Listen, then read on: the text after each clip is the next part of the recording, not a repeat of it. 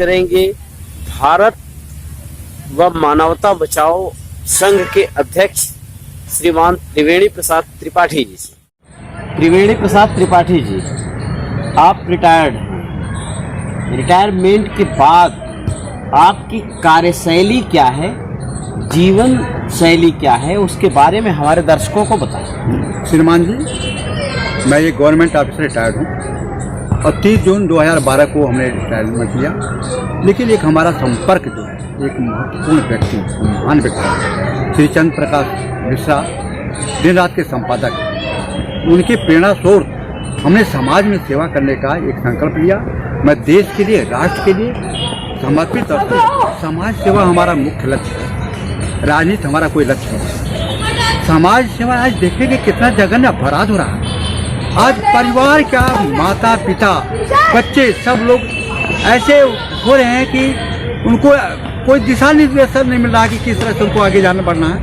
उसी दिशा निर्देशन के लिए ये भारत और मानवता संघ का निर्माण किया गया है और उसी दिशा समाज में आज गिरते मूल्यों के सामने किस चीज की सबसे ज्यादा आवश्यकता है? मान जी, अगर देखा जाए तो किसी चीज को पूरा सिस्टम भ्रष्ट हो गया। शिक्षा का स्तर बिल्कुल न्यूनतम स्तर पर है। जघन्य अपराध चरम सीमा पर है। बेरोजगारी चरम सीमा पर है। इसके लिए किसको जिम्मेदार बनाया जाए, वो जिम्मेदार बनाने की जरूरत नहीं है। हम लोग इसके ऊपर काम करें। कैसे, क्या काम करने का तरीका है और किससे समाज में एक सामाजिक ताना बाना जो बिखरा हुआ है, बिखराव की तरफ है, वो कैसे सुदृढ़ होगा? क्या योजना है? हमारी भारतीय संस्कृति को और अगर आप जाएंगे तो हमारी भारतीय संस्कृति आज लोप है। अगर संस्कृति को बचाने के लिए, भारतीयता को बचाने के लिए, मानवता को बचाने के लिए हम लोग काम करें और हर क्षेत्र में काम करना जरूरी है। इसलिए मैं चाहता हूं कि पूरे देश के लोग जगें और उठें और आगे बढ़ें और सब लोग हमारे साथ हैं और इस देश का संकल्प कैसे जगाएंगे लोगों? श्रीमान जी, हमारे क्षेत्र में, पूरे देश में हम लोग काम कर रहे हैं। पूरे देश में लोग काम किया जा रहा है और इसके लिए जगाने के लिए काम प्रयास किया जा रहा है। और हर क्षेत्र में, चाहे वो राजनीतिक हो, चाहे सामाजिक हो, चाहे कोई भी क्षेत्र हो, उसके लिए हम शिक्षा के स्तर में हर क्षेत्र में काम कर रहे हैं। विखंडित होती भारतीय संस्कृति की रक्षा, आप भारतीय संस्कृति सभ्यता का जो हनन हो रहा है कि ऐसे कानून बन गए हैं कि लड़का लड़का के साथ शादी करके रह सकता है, लड़की लड़की के साथ शादी रह सकता है। और ऐसा कानून बन गया है कि जो धर्म पत्नी जो जिसको कहा जाता था, उसका अगर मित्र फ्रेंड आ जाता है तो उसको जो है ऐसी व्यवस्था कर दी गई है कि जिसके अंदर में कोई उसको अपराध नहीं माना जाएगा। ये हमारा नेचुरल जस्टिस नहीं है।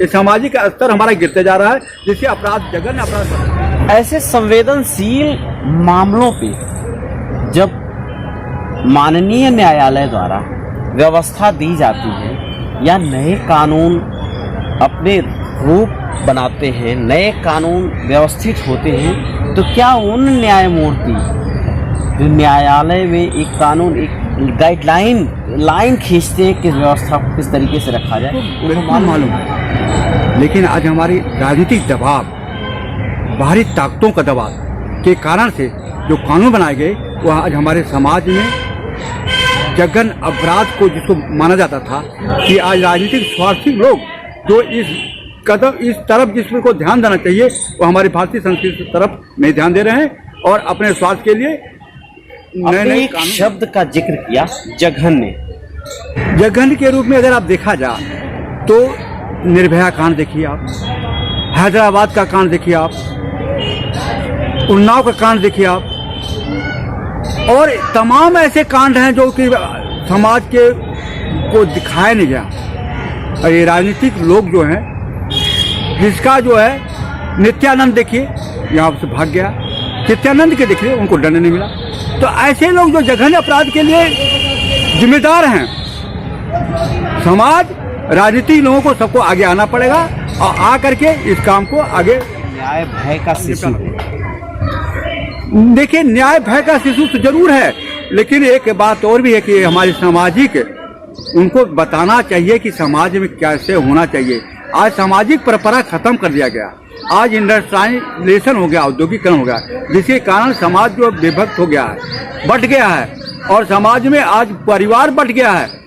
तो ये इसके लिए हम लोग काम कर रहे हैं और हमारी संस्था काम कर रही है। सामाजिक व्यवस्था में शिक्षा और संस्कार की भूमिका को स्पष्ट करिए आपके क्रियाकलापों में। श्रीमान जी, हमारी शिक्षा जो है, आप पूरे अगर पूर्व में आप जाएं तो हमारा शिक्षा गुरुकुल की शिक्षा थी, जिसके अंदर जो संस्कार दिए जाते हैं। आज संस्कार लोप हो रहा है। संस्कार के लिए ही हम लोग आगे बढ़ रहे हैं कि संस्कारित बच्चे बने, और जो संस्कारित बच्चे होंगे वो क्या देश, क्या समाज, क्या पूरे राष्ट्र, क्या पूरे विश्व में पूरे समाज को, पूरे भारत को सशक्त और विकास समाज में सबसे ज्यादा बदलाव में प्रायोरिटी के तौर पे आप किस चीज को ले रहे हैं? श्रीमान जी, अगर देखा जाए तो संस्कार ही सबसे ज्यादा जरूरी है।